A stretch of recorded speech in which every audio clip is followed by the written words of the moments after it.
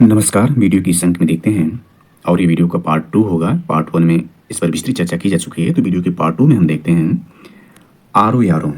RO यारो यानी UPPSC द्वारा आयोजित आरओ यारो प्री एग्जाम, जिसका प्री एग्जाम 11 फरवरी 2024 को आयोजित किया गया था। पेपर आउट के कारण जिसका पेपर रद्द कर दिया गया है और जिसकी पुनर्परीक्षा जो है जुलाई के अंतिम सप्ताह में संभावित या प्रस्तावित है। तो इस वीडियो के पार्ट 2 में देखते हैं, यानी वीडियो के पार्ट 1 में प्रश्न संख्या 1 यानी यह जो सेट है वह सी है। सीट में प्रश्न संख्या यानी सेट सी के जो प्रश्न संख्या 1 से लेकर 21 तक के प्रश्नों की हल सहित विस्तृत व्याख्यान कर चुके हैं। और ये जो अंक होगा यानी पार्ट 2 जो होगा इससे आगे कड़ी में हम देखते हैं।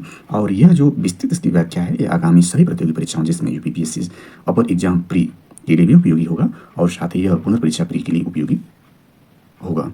तो इसमें 22 नंबर प्रश्न देखते हैं। तो 22 नंबर प्रश्न है, नीचे दो कथन दिए गए हैं जिनमें एक को अभिकथन ए और दूसरे को कारण आर कहा गया है। तो इसके अभिकथन और कारण आर को समझते हैं। अभिकथन ए, सर्दी के मौसम में भारत का अधिकांश भाग शुष्क रहता है। कारण आर कह रहा है, शीत ऋतु के दौरान देश के अधिकांश भाग उत्तर पूर्वी व्यापारिक हवाओं के प्रभाव में रहते हैं। तो इसमें देखते हैं इसका आंसर जो सही है, यानी इसका जो आंसर सही है वह इसका बी आंसर सही है। बी को देख लेते हैं। तो बी इसका आंसर सही है, अर्थात ए और आर दोनों सत्य हैं, किंतु आर जो है ए की सही व्याख्या नहीं कर रहा है। यानी दोनों कथनों ने सही, मतलब इसको समझते हैं। तो सर्दी के मौसम में भारत का अधिकांश भाग शुष्क रहता है, ये सही है। और जो कारण दिया गया वो भी सही है, लेकिन व्याख्या नहीं कर रहा है। इसको समझते हैं। तो देखें इसमें, तो यह आपका है होगा कि शीत ऋतु के दौरान, यानी शीत ऋतु के दौरान उपोष्ण उच्च वायुदाब के हिमालय के दक्षिण में स्थापित होने के कारण उत्तर भारत में उच्च दाब उत्पन्न होने से देश के अधिकांश भागों पर उत्तर पूर्वी मानसून यानी उत्तर पूर्वी मानसून पवनों, उत्तर पूर्वी व्यापारिक पवनों का विस्तार होता है। जैसा कि हम जानते हैं कि अपने देश यानी भारत में जो है 3 तरह की ऋतुएं पाई जाती हैं, जिसमें गर्मी यानी गर्मी का मौसम होता है, इसके बाद वर्षा ऋतु होती है, इसके बाद शीत ऋतु होती है। तो इसमें सर्दी के मौसम के दौरान, सर्दी का मौसम जो यानी जो देखें वर्षा ऋतु है, वर्षा ऋतु के बाद जो है वह सर्दी का मौसम भारत में शुरू होता है और वह यानी अक्टूबर से लेकर के 15 अक्टूबर से लेकर के इसको फरवरी या 15 मार्च तक ये जो है समय जो होता है वो शीत ऋतु का होता है। इसके बाद गर्मी होती है और वर्षा को हमने देख लिया। तो इसमें जो भारत में जो सर्वाधिक वर्षा होती है वह दक्षिणी पूर्वी मानसून से होती है, यानी दक्षिणी पूर्वी मानसून जो होती है इससे भारत में सर्वाधिक वर्षा होती है। 80% से ज़्यादा जो वर्षा भारत में होती है वो इसी मानसून से होती है, दक्षिणी पूर्वी मानसून से होती है। और मानसून किसको कहते हैं वो भी समझ लेते हैं। तो भारत में मानसून उन ग्रीष्मकालीन हवाओं को कहते हैं, यानी भारत में जो मानसूनी हवाएं होती हैं, भारत में मानसून उन ग्रीष्मकालीन हवाओं को कहते हैं जिससे वर्षा होती है। ये हवाएं बंगाल की खाड़ी, अरब सागर एवं हिंद महासागर से होकर आती हैं। इनकी दिशा दक्षिण पश्चिम यानी दक्षिण पश्चिम एवं दक्षिण से उत्तर एवं उत्तर पश्चिम की ओर होती है। इस कारण इन्हें दक्षिण पश्चिमी मानसून हवाओं के नाम से आते हैं। दक्षिण पश्चिमी जो मानसून है यानी दक्षिणी पश्चिमी जो मानसून है जिससे भारत में वर्षा होती है, तो इन्हें दक्षिणी पश्चिमी मानसून एवं शीतकाल में स्थल से सागर की ओर चला करती हैं। यानी दक्षिणी पश्चिमी मानसून हवाओं के नाम से भी जाना जाता है। जो मानसून है उन्हें दक्षिण पश्चिमी मानसून की हवाओं के नाम से जाना जाता है। और ग्रीष्मकाल में मानसून हवाएं सागर से स्थल की ओर चलती हैं, यानी जो गर्मी का मौसम है जो कि मार्च से जून तक होता है, उसमें जो मानसूनी हवाएं हैं वह सागर से स्थल की ओर चला करती हैं। दिशा बदलने के कारण प्रथम को जो है यानी एवं शीतकाल में स्थल से सागर की ओर चला करती हैं। दिशा बदलने के कारण प्रथम को दक्षिण पश्चिमी मानसून कहते हैं, यानी प्रथम जिससे भारत में सर्वाधिक वर्षा होती है, 80% से ज़्यादा होती है, और दक्षिण पश्चिमी मानसून कहते हैं। एवं द्वितीय को उत्तर पूर्वी मानसून, यहाँ उत्तर पूर्वी मानसून के बारे में कहा गया। उत्तर पूर्वी मानसून जिनको व्यापारिक हवाओं के रूप में जाना जाता है, तो उत्तर पूर्वी मानसून या लौटता मानसून कहते हैं। सागरीय धाराओं का वर्ष में 2 बार दिशा बदलना केवल हिंद महासागर में होता है। मानसून हवाओं के नाम पर, यानी मानसून जो है हवाओं के नाम पर उत्तरी हिंद महासागर इस धारा को मानसून धारा कहते हैं। तो यहाँ पर हम देखें तो जो उत्तर पूर्वी मानसून है यानी जो लौटता हुआ मानसून है उसमें देखें उत्तर पूर्वी मानसून के कारण कोरोमंडल तट पर पर्याप्त वर्षा होती है। यानी कोरोमंडल तट को यदि हम देखें तो कोरोमंडल जो तट है आपका यह कोरोमंडल जो तट है, देखने का प्रयास करें। छोटा सा इसका मैप इंडिकेट कर लेते हैं। तो यह जो है पश्चिमी घाट है और ये पूर्वी घाट को इंडिकेट करें तो कोरोमंडल जो तट है वो कन्याकुमारी यानी कन्याकुमारी तमिलनाडु का हिस्सा है। तो कन्याकुमारी से लेकर के कृष्णा नदी तक, यानी कृष्णा नदी आंध्र प्रदेश तक है, तो ये जो भाग है कोरोमंडल तट है। तो कोरोमंडल तट पर देखें तो उत्तर पूर्वी मानसून के कारण कोरोमंडल तट पर पर्याप्त वर्षा होती है, यानी तमिलनाडु और आंध्र प्रदेश में जो है पर्याप्त वर्षा होती है। उत्तरी भारत में शीतकालीन हल्की वर्षा पश्चिमी विक्षोभ से होती है। यानी उत्तर भारत में देखें, यानी जो जिस पर इसमें चर्चा की जा रही है कि उसमें उत्तर भारत में देखें तो आपका जो है जम्मू कश्मीर, पंजाब, हरियाणा, इसके बाद हिमाचल प्रदेश, पश्चिमी उत्तर प्रदेश, दिल्ली इत्यादि जो क्षेत्र होते हैं इसमें सर्दी के मौसम में वर्षा होती है। इस पर एक विस्तृत प्रश्न पूछा जा चुका है इस पर आधारित, तो इसको हम चर्चा कर चुके हैं। तो ये जो है जैसे पंजाब और हरियाणा है जहाँ पर शीत ऋतु में इन्हीं जो मौसम है, यानी ये जो है पश्चिमी विक्षोभ से जो बारिश होती है, इससे जो रबी की फसलें होती है उससे फायदा होता है और पैदावार ज़्यादा होने का ये भी कारण वहाँ पर है। इस पर एक प्रश्न इसी खंड में पूछा जा चुका है, जिस पर हम चर्चा कर चुके हैं। तो ये दोनों ही कथन की हम व्याख्या देखें, यानी इसमें ये सर्दी के मौसम में भारत का अधिकांश भाग शुष्क रहता है, यानी सत्य है। और उत्तर यानी शीत ऋतु के दौरान देश के अधिकांश भाग उत्तर पूर्वी व्यापारिक हवाओं के प्रभाव में रहते हैं, यानी ये भी सत्य है। लेकिन ये जो है यानी इसकी व्याख्या नहीं कर रहा है, यानी दोनों सत्य होने के बावजूद भी ये व्याख्या नहीं कर रहा है। क्यों व्याख्या नहीं कर, क्यों कारण पर हम देखकर चलेंगे कि जो शीत ऋतु के दौरान देश के अधिकांश भाग उत्तर पूर्वी व्यापार हवाओं के प्रभाव में रहते हैं। इससे हमने देखा कोरोमंडल तक का भाग ही इसके प्रभाव में ज्यादा रहता है और अधिकांश भाग शुष्क रहता है। ये बातें दोनों बातें सत्य, लेकिन इसका प्रभाव जो है दक्षिण भारत में ज्यादा है। तो इसका देखें तो ये भी सही है, यानी सत्य तो दोनों है, लेकिन इसकी व्याख्या नहीं करा, यानी इसका आंसर भी सही रहा। अगले प्रश्न पर चलते हैं। तो अगला प्रश्न क्या कर रहा है उसमें देखते हैं। 23 नंबर प्रश्न होगा, यानी 22 की हमने डिटेल व्याख्या किया।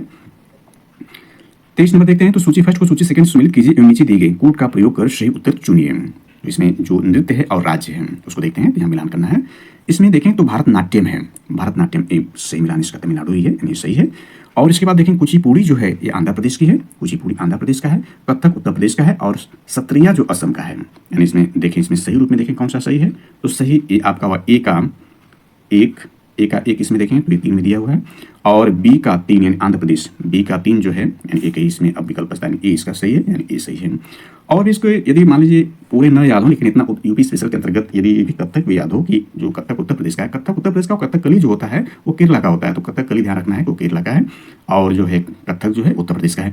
तो डी का 4 के हिसाब से भी देखें तो डी का 4 इसमें डी का 2 कौन से हैं, डी के 2 जो है यहाँ पर भी यानी 3 ठो बन रहे हैं, इसलिए सभी का जानना जरूरी है। डी के 2 इसमें दिए गए, तो ए इसका सही है।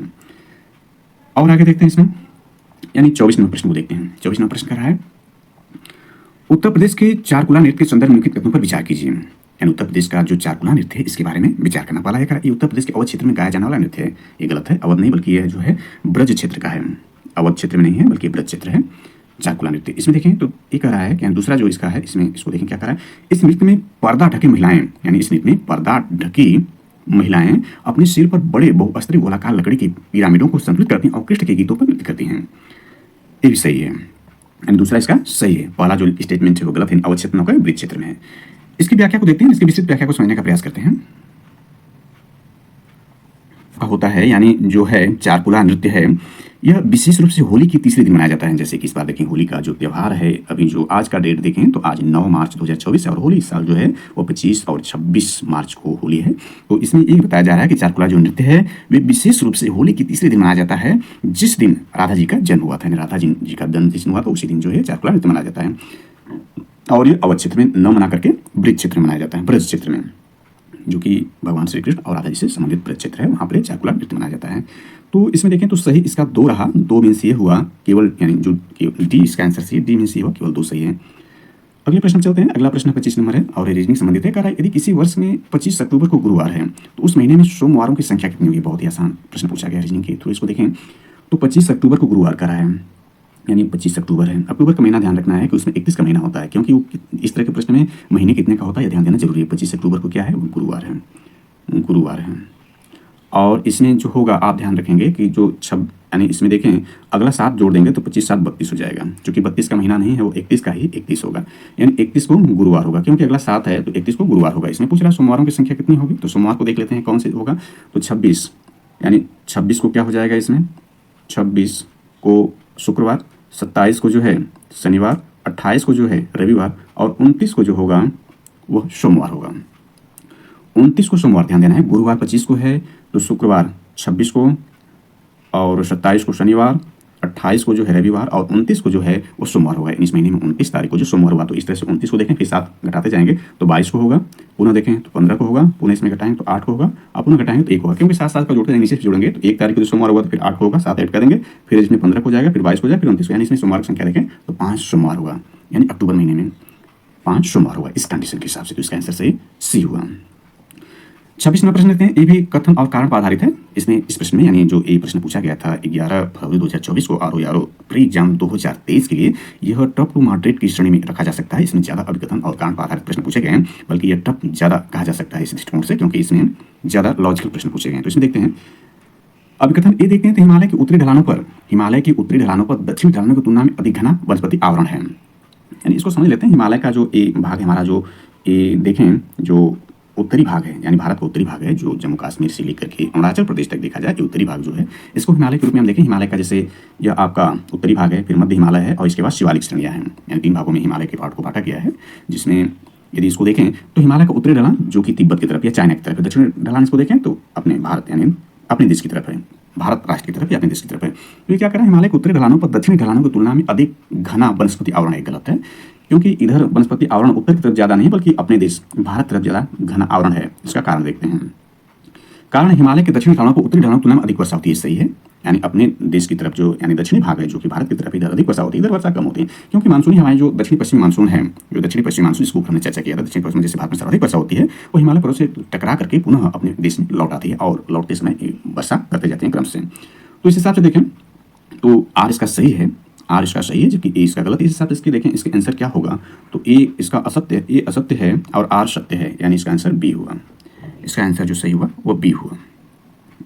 अगले प्रश्न पे चलते हैं। अगला प्रश्न क्या करा है, 27 नंबर प्रश्न होगा। नीचे 2 कथन दिए गए जिसमें से एक को अभिकथन ए और कारण आर कहा गया। पीछे हमने देखा इसी पर आधारित प्रश्न था, इसमें अभिकथन और कारण आर पर आधारित ज्यादा प्रश्न है। तो इसमें अभिकथन देखते हैं। संवाद कौमुदी एक बंगाली साप्ताहिक, यानी संवाद कौमुदी जो है एक बंगाली साप्ताहिक यानी वीकली के संपादक राजा राम मोहन राय है।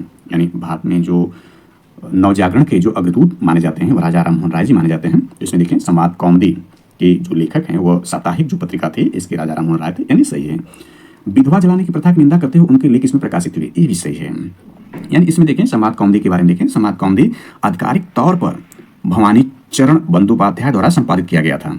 यानी इसको देखें तो यह संपादक जो है राजा राम मोहन राय जो साप्ताहिक पत्रिका है। यानी पूछा सकता है प्रश्न में कि ये संवाद कौमुदी की किसकी रचना है, तो राजा राम मोहन राय जी की है।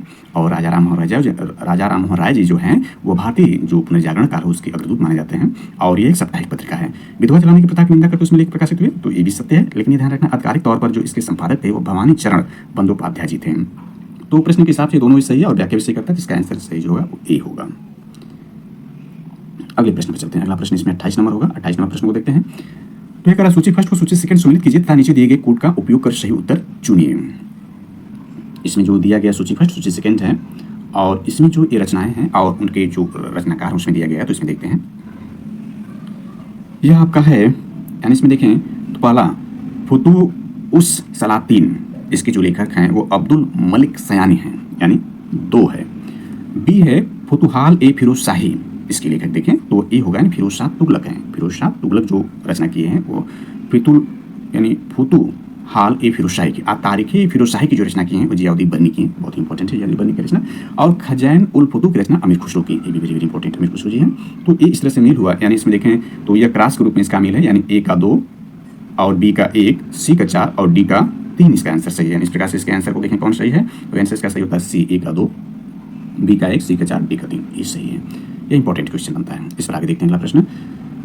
अगला प्रश्न 29 नंबर होगा और इसमें ये कह रहा है नीचे 2 कथन दिए गए जिसमें से एक को अभिकथन ए यानी ए भी अभिकथन और कारण पर आधारित है। तो अभिकथन देखें बंद शीशे की खिड़कियों दरवाजों वाली कार में यात्रा करते समय व्यक्ति आकाशीय बिजली के आघात से सुरक्षित रहते हैं। कारण इसका देखें तो एक बंद कार अंदर से खाली चालक की तरह व्यवहार करती है, आवेश कार के अंदर प्रवेश नहीं करता है। दोनों ही बातें सही, यानी ए और आर दोनों सही हैं। इस हिसाब से देखें तो ये दोनों सही और व्याख्या भी कर रहा है इसका, इसका आंसर सही देखें तो सही इसका आंसर जो व्याख्या कर रहा है वो आपका सी बनता है। इसका आंसर सी होगा।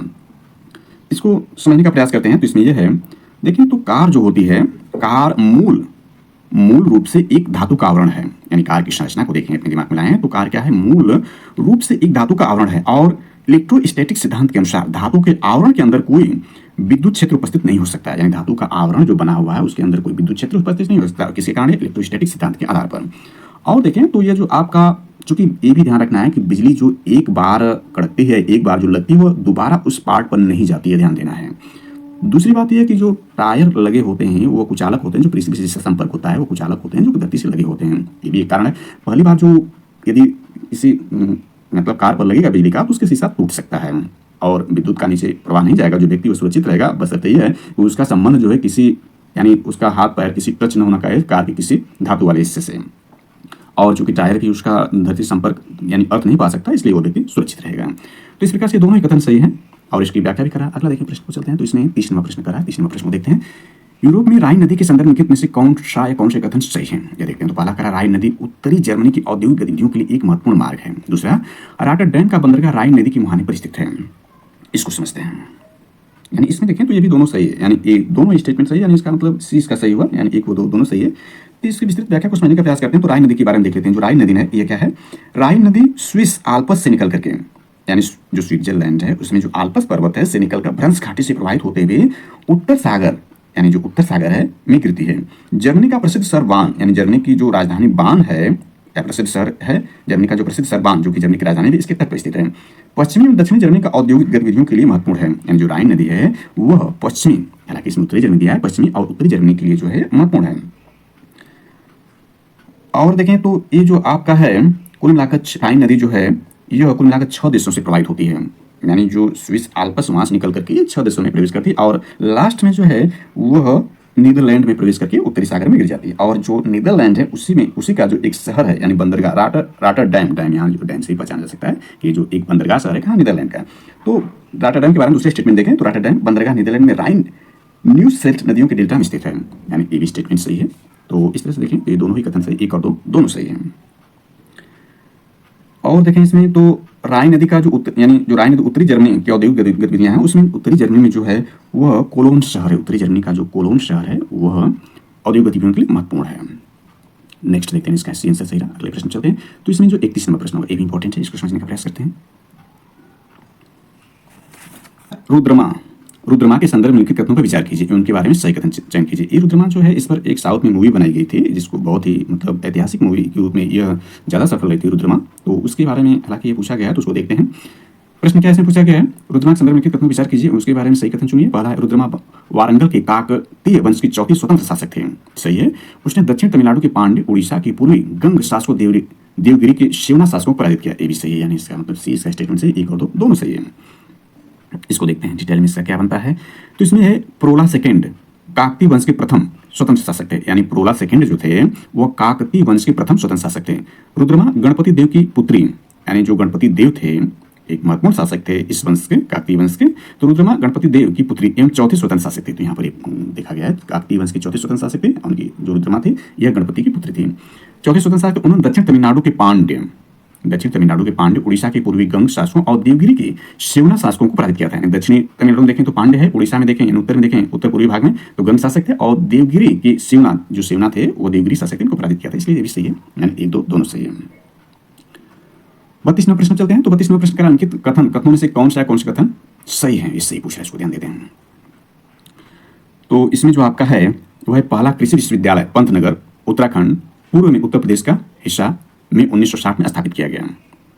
सही है। दूसरा कह रहा है 1901 से 1905 के दौरान कानपुर, पुणे, सबौर, नागपुर, लालपुर और कोयम्बटूर में 6 कृषि महाविद्यालय स्थापित किए। ये दोनों सही है, यानी इसका आंसर देखें 1, 2 दोनों सही है, तो इसका आंसर डी सही हुआ।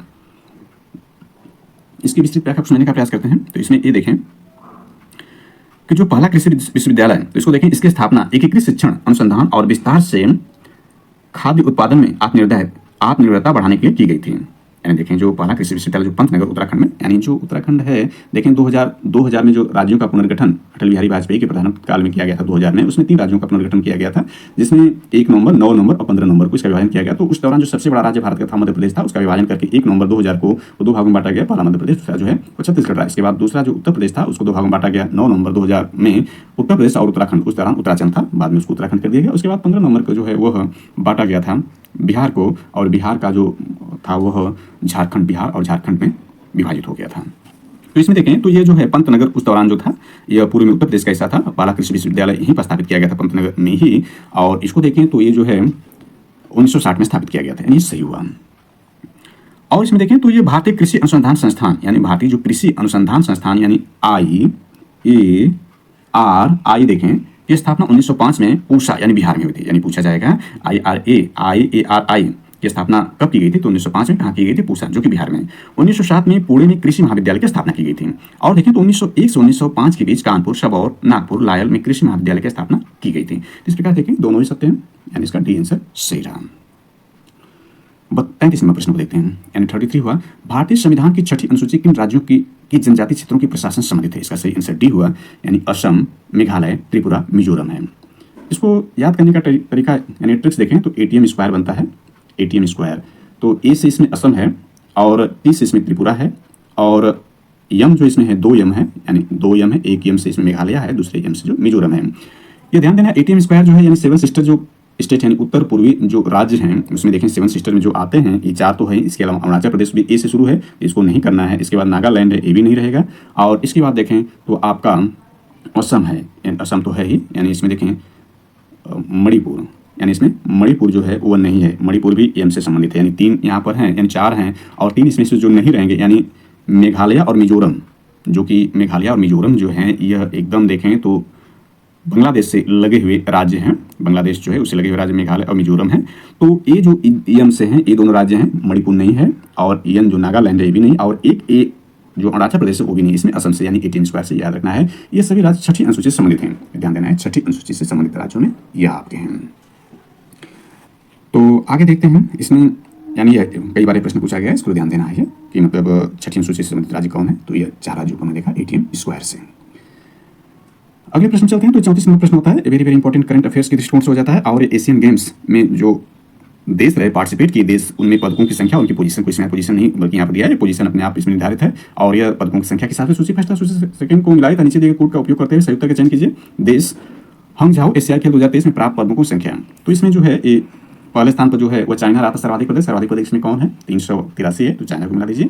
दूसरे स्थान पर देखें, दूसरे स्थान पर जापान रहा, यानी सर्वाधिक पदक इसमें देखें तो 190 हो जाता है, लेकिन जापान जो है 188 पदक, स्वर्ण पदक इसका ज़्यादा रहा, तो 188 पदक के साथ दूसरे स्थान पर जापान रहा। इसके बाद तीसरे स्थान देखें साउथ कोरिया है, यानी पदक तो जापान से 2 पदक ज़्यादा थे, लेकिन तीसरे स्थान पर स्वर्ण पदक इससे कम रहे। इसके बाद भारत 107 पदकों के साथ चौथी पोजीशन पर रहा, तो ये इसका यानी इसको रैंकिंग भी दे सकते हैं। इस प्रकार से देखें तो ए का 3 और बी का 4, ए का 3 बी का 4 और डी में नहीं थे, यानी इसका आंसर देखें तो डी सही है, डी इसका सही है। रैंकिंग भी देखा जा सकता है, पहले पोजीशन पर जो रैंकिंग में थी वो चाइना थी, दूसरे स्थान पर जापान, यानी पहले पोजीशन पर चाइना 383 पदकों के साथ, दूसरे स्थान पर जापान 188 पदकों के साथ, तीसरे स्थान साउथ कोरिया 190 पदकों के साथ, चौथे स्थान पर इंडिया 107 पदकों के साथ चौथे स्थान पर, पांचवें स्थान पर उज्बेकिस्तान था 71 पदकों के साथ। वेरी वेरी इंपॉर्टेंट एग्जाम दृष्टिकोण से, यानी एशियाई गेम्स। इसी पर आधारित और भी खेल खिलाड़ी और उनके जो पार्टिसिपेट है वो पूछा गया है नेक्स्ट एक और प्रश्न में, ये महत्वपूर्ण प्रश्न था तो इसको देखा जा सकता है। आगे देखें, ये साइंस से संबंधित प्रश्न है, इसमें लिखा है सूची फर्स्ट और सूची सेकंड सम्मिलित किसी तरह नीचे दिए गए कोड का प्रयोग कर सही उत्तर का चयन कीजिए। इसमें देखें इसका सही आंसर, तो ये बहुत ही साधारण प्रश्न पूछा है, कई बार पूछता है और बहुत ही आसान प्रश्न है। जैसा कि हम जानते हैं विटामिन सी की जो कमी से जो रोग होता है वो देखें तो स्कर्वी होता है, स्कर्वी जो होता है, और फॉलिक एसिड जो है, फॉलिक एसिड से रक्ताल्पा यानी जो खून की कमी हो जाती है वही होता है। विटामिन ए जो होता है रतौंधी, और विटामिन B1 जो बेरी रोग का कारण बनता है। तो ये बहुत ही मतलब प्रासंगिक प्रश्न है, कई बार पूछा गया है, तो इसमें इसका ए रहा, यानी विटामिन सी स्कर्वी, यानी ए का 4 और बी का 3, ए का 4 बी का 3, यानी इस प्रकार से एलिमिनेशन करते हुए चलें तो देखें ए का 4 से यहाँ से, बी का 3 ये हुआ, और सी का 1 कहाँ बन रहा है, बी में बन रहा है, यानी इसका सही जो होगा आंसर बी होगा। अगले प्रश्न चलते हैं। अगला प्रश्न 36 नंबर प्रश्न है, ये कह रहा है, ये इंपॉर्टेंट क्वेश्चन हो जाता है, यानी इसमें 36 नंबर प्रश्न कह रहा है कि ए पूर्व प्राथमिक शिक्षा की आयु 3 से 5 वर्ष निर्धारित है, प्राथमिक शिक्षा की आयु 6 से 11 वर्ष निर्धारित है। हालांकि पुराने प्रश्न के हिसाब से देखें शिक्षा नीति यानी जो आपका पहली शिक्षा नीति 1986 में बनाई गई थी, इसे पूर्वजित हो, इसे 2020 में जो नई शिक्षा नीति बनाई गई, नई शिक्षा नीति के बारे में हम देखें तो अभी 2020 में नई शिक्षा नीति बनाई गई थी, नई शिक्षा नीति 2020, इससे पूर्व वाली यानी इससे पहले वाली देखें तो 1986 में बनाई गई थी। तो इस आधार देखें 1986 शिक्षा नीति के हिसाब से तो ये सही हो जाता है, लेकिन वर्तमान में जो नई शिक्षा नीति बनाई गई उसके प्रश्न हम देखेंगे इसको, तो ये दोनों ही कथन गलत हो जाएंगे। यानी देखें नई शिक्षा नीति जो बनाई गई 2020 जो बनाई गई, आज से देखें तो 3 से 4 वर्ष के जो पूर्व बनाई गई थी, उसमें नई शिक्षा नीति में जो पाठ्यक्रम बनाए गए थे 5+3+3+4 के आधार पर बनाए गए थे। ये पाठ्यक्रम और शैक्षणिक ढांचे का पुनर्गठन किया गया था इस आधार पर। इसमें देखें तो फाउंडेशन स्टेज जो बनाया गया था, यानी फाउंडेशन स्टेज है ये 2 भागों में बांटा गया था, यानी जो प्राइमरी और प्री प्राइमरी की बात की जा रही है उसको फाउंडेशन स्टेज करके 2 भागों में बांटा गया था। पहले भाग के रूप में देखें तो इसमें आंगनवाड़ी, पूर्व प्राथमिक, यानी आंगनवाड़ी और पूर्व प्राथमिक के 3 वर्ष तक के बच्चों के लिए ये बनाई गई थी, और जो है इसमें कक्षा यानी 3 वर्ष के बच्चों के लिए जो आंगनवाड़ी और पूर्व प्राथमिक है 3 वर्ष के बच्चों के लिए बनाई गई थी, इसमें 3 वर्ष के बच्चे रहेंगे। इसमें कक्षा 1 व 2 वर्ष तक, यानी इसमें जो बच्चे रहेंगे कक्षा 1 व 2 के जो बच्चे रहेंगे, यह 2 वर्ष के लिए इनकी जो आयु निर्धारित की गई 3 से 8 वर्ष, 3 से 8 वर्ष की आयु के जो है यह आंगनवाड़ी पूर्व प्राथमिक के जो बच्चे रहेंगे, और इनकी 3 वर्ष का जो है कार्यक्रम है। इसके बाद देखें प्रीपेटरी स्टेज जो है कक्षा 3 से 5 यानी 1 से 2 तक हमने देखा, कक्षा 1 से 2 तक के जो विद्यार्थी रहेंगे, कक्षा 1 से 2 तक वो 3 से लेकर के 8 तक के जो बच्चे इसमें रहेंगे, और जो आपका आंगनवाड़ी पूर्व प्राथमिक हमने देखा तो वो 0 से लेकर 3 तक के बच्चे जो रहेंगे वह पूर्व प्राथमिक में, बल्कि 0 नहीं बल्कि 3 वर्ष तक के बच्चे हैं पूर्व प्राथमिक में। इसके बाद देखें प्रीपेटरी स्टेज जो है कक्षा 3 से 5 तक, कक्षा 3 से 5 तक के बच्चों की जो आयु निर्धारित की गई है वह 8 से 11 वर्ष के बच्चों के लिए, यानी 3 से 8 वर्ष के बच्चे जो पढ़ाई लेंगे वो होंगे 8 से 11 वर्ष के बच्चे होंगे। कक्षा 3 से 5 तक, यानी कक्षा 3 से 5 के में जो बच्चे प्रवेश पाएंगे वो होंगे बच्चे 8 से 11 वर्ष के बच्चों के लिए बनाया गया है, यानी 2 स्टेज में। तो इस हिसाब से देखें ये आपका जो है यानी पूर्व प्राथमिक शिक्षा के बारे में पुरानी शिक्षा नीति 1986 पर आधारित थी, लेकिन 2020 में जो नई शिक्षा नीति पुनर्गठित करके 5+3+3+4 पर पाठ्यक्रम में डिवाइड की गई थी उसके आधार पर दोनों ही कथन गलत हो जाते हैं। 37 नंबर प्रश्न को देखते हैं, यानी दोनों गलत होने का मतलब इसका क्या हो जाएगा, सी हो जाएगा। सी का मतलब है 1, 2 कोई इसमें सही नहीं होंगे। इसके बाद 37 नंबर प्रश्न को देखते हैं। इंपॉर्टेंट ये भी हो जाता है, भारत में कोयला खनन की महत्वपूर्ण घटनाओं पर विचार कीजिए, तो उन्हें सही कालानुक्रम में व्यवस्थित कीजिए। तो देखिए इसको व्यवस्थित कैसे किया जाता है, ध्यान देते हैं। इसमें देखें तो जो आपका है रानीगंज में कोयले का प्रथम उत्पादन ये बहुत पहले किया गया था, 1774 में किया गया था। जैसे कि हम जानते हैं भारत में जो संवैधानिक जो प्रावधान की शुरुआत हुई थी 1773 में रेगुलेटिंग एक्ट के तहत की गई थी। इससे पूर्व जो है मतलब जो ब्रिटिश ईस्ट इंडिया कंपनी थी व्यापारिक कंपनी थी, लेकिन इसी रेगुलेटिंग एक्ट के तहत जो है वह एक नियम के तहत कंपनी बन गई थी। तो इसमें व्यापारिक कंपनी तो थे, लेकिन इस तरह से नियम यानी भारतीय संविधान के नियम को देखें तो ये 1773 से हुई थी। हालांकि इसकी चर्चा हमने 1774 कारण किया है, तो 1774 में रानीगंज में कोयले का प्रथम उत्पादन हुआ था। इसके बाद देखें यानी ये जो इसमें देखें तो यह है भारत में वाणिज्यिक कोयला खनन की शुरुआत 1774 ईस्वी में दामोदर नदी के तट पर स्थित रानीगंज कोल फील्ड में ईस्ट इंडिया कंपनी के मैमर्स शमुनेर और हेटली द्वारा किया गया था। क्योंकि 1774। दूसरा देखें तो कोल इंडिया लिमिटेड CIL की स्थापना, कोल इंडिया लिमिटेड यानी CIL जो इसकी स्थापना 1975 में की गई थी। दूसरा जो है 1975 में इसकी स्थापना की गई थी। इसके बाद देखें तीसरा कोयला खदानों का राष्ट्रीयकरण जो कि 2 चरणों में किया गया था। प्रथम चरण में 1971 से 72 में, द्वितीय चरण 1973 में किया गया था। तो 1975 और ये 2 चरणों में था, यानी दोनों चरणों को मिला दें तो 1971, 72 और 73, यानी 1971 से 72 में पहला चरण और दूसरा जो था 1973 में इसका किया गया दूसरे चरण में इसका राष्ट्रीयकरण। राष्ट्रीय कोयला विकास निगम यानी NCDC यानी नेशनल कोल डेवलपमेंट कॉर्पोरेशन की स्थापना 1956 में, सबसे बाद में देखें तो 1956 में इसकी स्थापना की गई।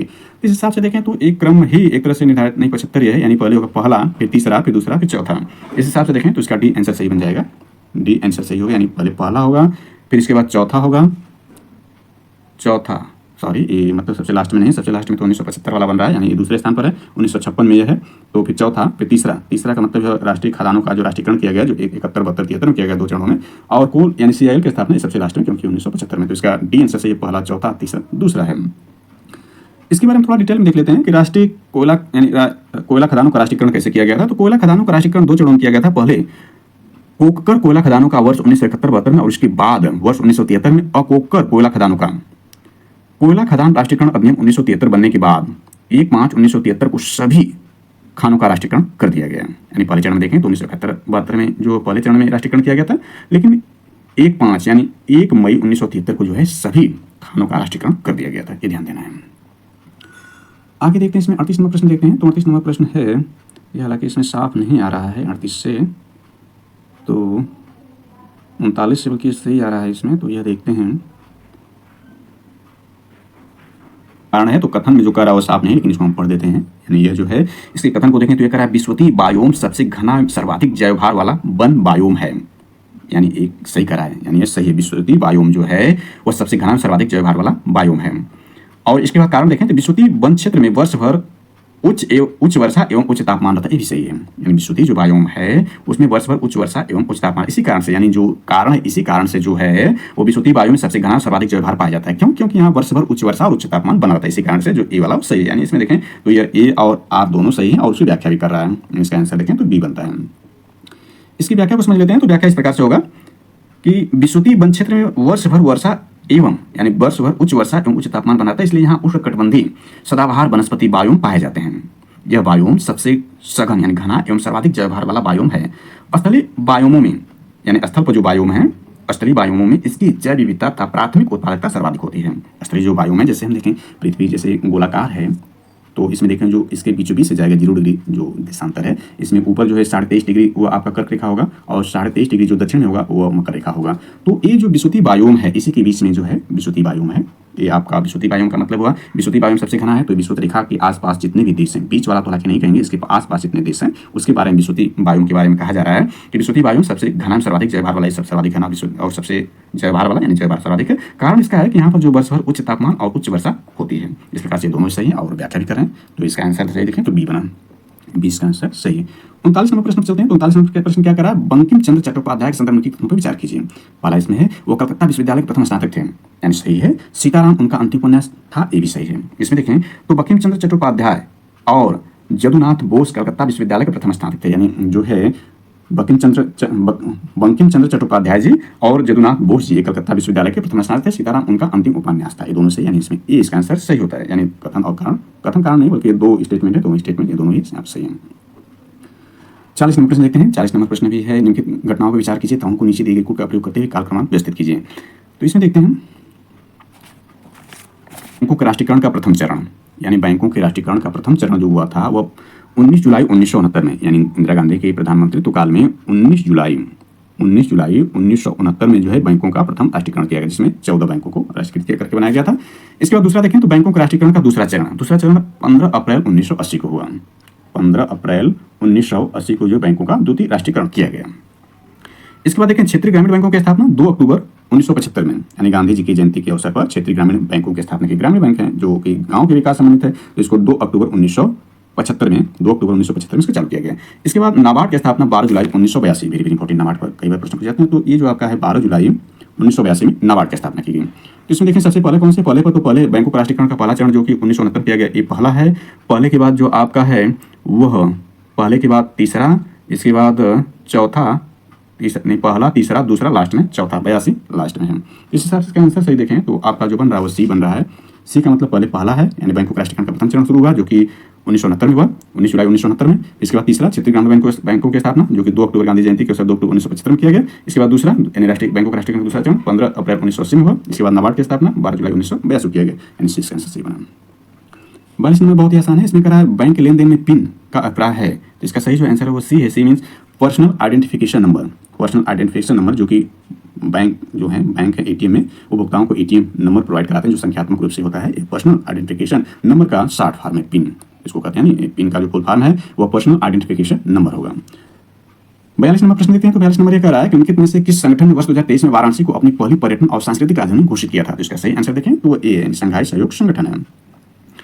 इसमें देखें तो जो है यानी जो इसकी 22वीं बैठक, यानी जैसा कि हम जानते हैं शंघाई सहयोग संगठन है, इसकी जो 23वीं बैठक है भारत की मेजबानी में किया गया। G20 का जो है वो 18वीं बैठक भी भारत की मेजबानी में किया गया। इन दोनों महत्वपूर्ण बैठकों की जो मेजबानी 2023 में भारत ने किया।